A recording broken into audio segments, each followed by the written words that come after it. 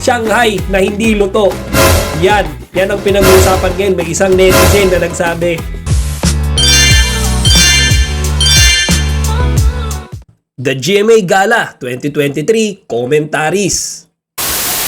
Kachika, nandito tayo ngayon para magbigay ng ating mga commentary at feedback sa mga girl celebrities, kasama na din ang mga power couple na umattend sa GMA Met Gala nitong 2023. Kaya pahinga muna tayo sa balita ngayon. Silipin muna natin yung mga attire ng mga celebrities na umattend sa napakalaking event ng GMA 7. Eto mga kachika, simulan natin kay Heart Evangelista. Naku, Diyos ko po, magkakasala tayo nito mga kachika.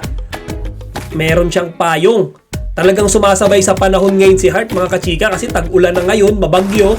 Kaya talagang payong yung team ng suot niya. Ayan, pinayungan niya yung kanyang dibdib. Pero kidding aside mga kachika, yung damit na to ni Heart is ginawa 5 months bago pa yung event.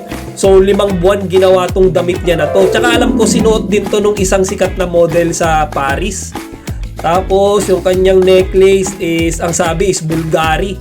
So pag Bulgari, ano yan, mga 7 million mahigit yan. Kaya talagang nangibabaw si Heart. Sabi nga ni Nanay Lolit Solis isa si Heart sa mga pinaka kapansin-pansin dun sa GMA Met Gala 2023. Next natin si Barbie Forteza. Si Barbie, napakasimple lang nung attire niya para sa akin. Parang galing na sa ukay-ukay. Pero okay naman, para siyang princess para siyang princess team. Backless ba to? Pero okay naman.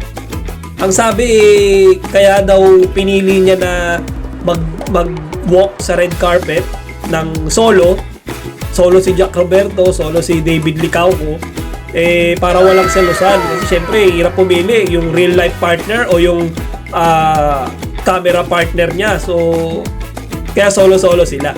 Yung nabalitaan ko Yan, okay din si Barbie. Alam ko may award siyang nakuha Paki-confirm na lang kasi hindi ko masyadong na-research. Ayan. Next natin is Gabby Garcia. Ayan, Sangre. Okay din yung damit ni Gabby. Para siyang may mga crystal. Tsaka very simple. Hindi ko alam mga kachika kung magkano ba yung worth ng damit nito. Baka mamaya sinasabi natin simple pala milyones to. Okay din, alam ko ang kasama niya dumating sa event na to is yung boyfriend niya. Okay din yung damit niya for me. Simple lang pero may dating. Parang nga siyang Sangre.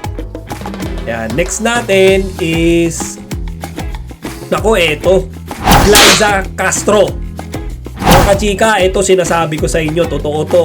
Siya mismo nagsabi, yung kwintas niya na yan worth 32 million pesos. Hindi ko alam 32 ba o 37. Basta nasa ganun. Ang alam ko, ang sabi niya, every time na nagbebeso-beso siya sa mga tao doon sa event na yon, tinitignan niya kaagad yung kwintas niya. Kasi baka nawala. Gano'ng kamahal to. Tignan nyo naman. Kwintas lang. 32 million na. Paano pa yung damit niya? Yan, nakakatakot. Naku, pag gusto natin bumili ng bahay, naku, mukhang dapat huntingin natin to si Glyza Castro. De, joke lang. Ayan, next natin. Si Kylie Padilla. Ang ex-wife ni Aldog, ni Aljur Pogi Abrenica. Yan mga kachika, siguro sising ngayon si Aljur sa ginawa niya kay Kylie. Tingnan nyo naman yung itsura ni Kylie dito, para pa rin siyang si Amihan. Yung itsura niya parang parang may wave, parang water. Tapos complement yung kulay niya dun sa kutis niya kasi maputi siya. Dark yung kulay ng damit niya, kaya complement, lalo siya nagmukhang maputi tignan. Okay din, necklace niya, wala siyang necklace. Yung hikaw niya, kachika, mukhang hindi basta-basta to, mukhang mamahalin din Eto, next tayo, si Sanya Lopez. Naku, chicks na chicks. Para siyang ginaya niya rin yung team nung damit niya sa Encantadia, kasi 'di ba siya yung sangre ng lupa. Ayan, kaya siguro brown yung suot niya. Para siyang si Danaya dun sa series nila, TV series nila. Okay din.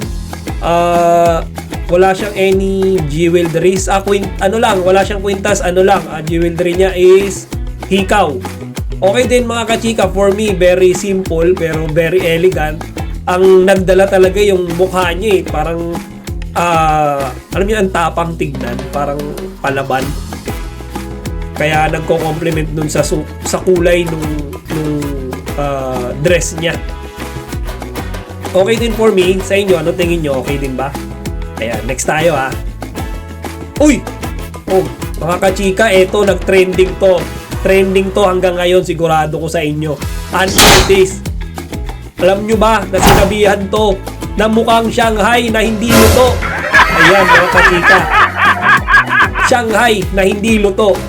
Yan ang pinag-uusapan ngayon. May isang netizen na nagsabi na yung costume niya is parang yung Shanghai nga na maputi, yung hindi pa napipirito.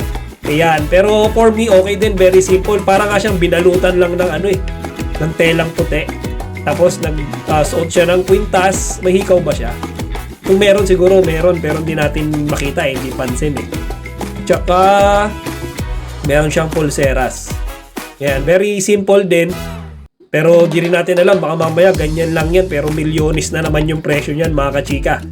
Ayan. Next tayo. Nako, ba't nandito? Di ba ang sabi ko, chicks? Ba't nandito si Vice Ganda? Yan. Pero okay din mga kachika, hindi rin nagpatalo si Vice Ganda. Yung pinaka napansin ko sa kanya, etong parang feather na daladala niya, parang bayan, saan ba kinuha yan? Parang parang balahibo ng oso. Yan yung pinaka napansin ko, yung costume niya kumikinang-kinang. Pero in all fairness kachika, kung mapapansin nyo yung GMA 7, kahit na bago pa lang yung It's Showtime sa Kapuso Network, in-invite talaga nila. Actually, hindi lang It's Showtime family, nandun din yung iba na kapamilya actor, actresses, kahit na yung CEO ng ABS-CBN, si Carlo Katigbak, nandun din. Kaya talagang parang tapos na yung network wars dahil parang nag-join forces na sila. Ito, isa tong malaking katibayan tong event na to na nagsama-sama sila sa isang party, di ba? Ayan, sino next natin? Ito, next tayo ha. Si Miss Alice Dixon. Naku, talagang miss na miss to kasi tinan nyo naman itsura. Parang mga 21 years old pa lang, mga kachika. Pag tinignan nyo siya, yung itsura niya nung dalaga siya, nung lumalabas pa siya sa Okay Ka Ferry ko, di ba? Ganun na ganun pa rin yung itsura niya hanggang ngayon eh. Ayan, pero tignan natin yung damit niya. Para siyang see-through na damit. Tapos may design na parang, ano ba to? Floral? Parang floral, mga kachika. Tsaka, wala siyang jewelry, earrings lang. Kachika, tingin ko yung damit niya is kino-complement yung current na age niya. Para siyang yung damit na para sa mga middle age na babae, di ba? Hindi na siya pang bagets. Kaya siguro yan yung napili niyang gown for the night. Yan. Miss Alice Dixon. Ayan mga kachika, ayun na yung mga girl celebrities na kasama sa ating mga bibigyan ng commentary. So talo naman tayo sa mga power couples. Ayan, dito tayo sa ating first power couple. Ayan mga kachika, no other than Dingdong Dantes and Marian Rivera. So tignan natin yung damit nila. Actually yung kay Dingdong parang ordinary na casual lang na tuxedo. Tapos si Marian talaga yung matindi. Alam niyo, kahit anong damit isuot niya, talagang bagay na bagay sa kanya. Ayan, yung damit niya parang kino-compliment din mga kachika yung edad niya eh. Di ba? Hindi na pang bagets yung damit niya. Tapos see-through yung ibaba. Tapos meron siyang purse. Hindi ko rin alam mga kachika, baka simple lang tingnan to, pero baka milyones na naman to. Ayan. Pero okay na okay mga kachika, yung damit niya kasi is white. Na-compliment din yung putis niya. Kaya lalo siyang naging, alam nyo yun, maputi tingnan. Iyan, ang ating first power couple. Sumunod, ayun, si Ibarra.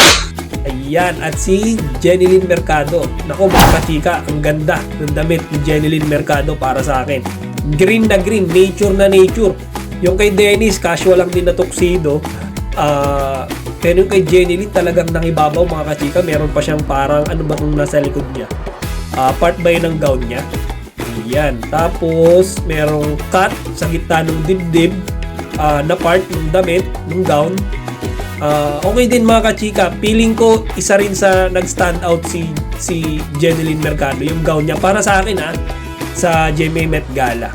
Yan mga kachika, ang next natin, naku mga kachika, alam nyo ba, nakaka-viral lang nitong dalawang to.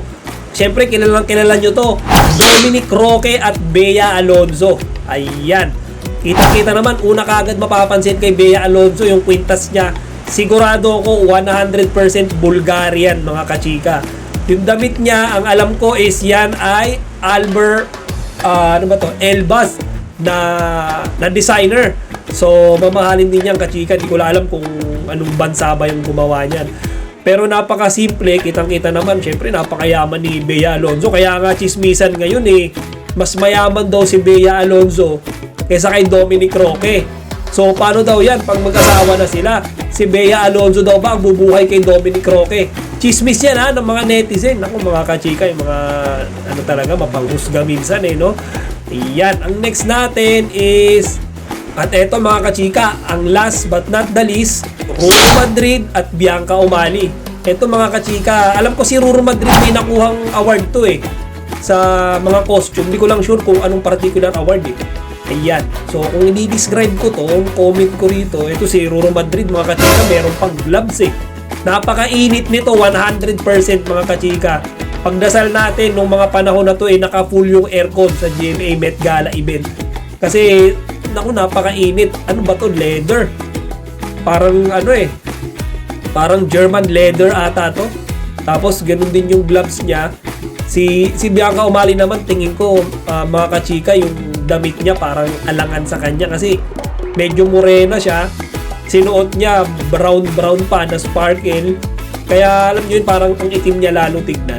Dapat, para sa akin opinion ko lang is nag-light color siya. Para, alam niyo yun, mas pumusyaw yung kulay niya. Hindi siya magmukhang, alam niyo, sobrang dark. Ayan. At dyan nagtatapos ang ating mga comments and feedback sa mga girl celebrities at mga ilang power couple na umattend sa GMA Met Gala 2023. Mga kachika, ito ay opinion ko lamang at mga comment ko lamang. Pasensya na kung hindi lahat, alam niyo yun, relevant. Pero kayo, kung meron kayong mga sarili nyong opinion, commentaries, i-type nyo lang dito sa comment section para mabasa namin. Malay nyo, mapag-usapan natin, di ba? O yan, hanggang dito na lamang mga kachika. Abangan nyo ang ating next celebrity video. And out! Kachika, huwag nyong kalimutan mag-like, comment, and subscribe. Para sa iba pang mga celebrity news, i-click lamang ang mga videos na ito.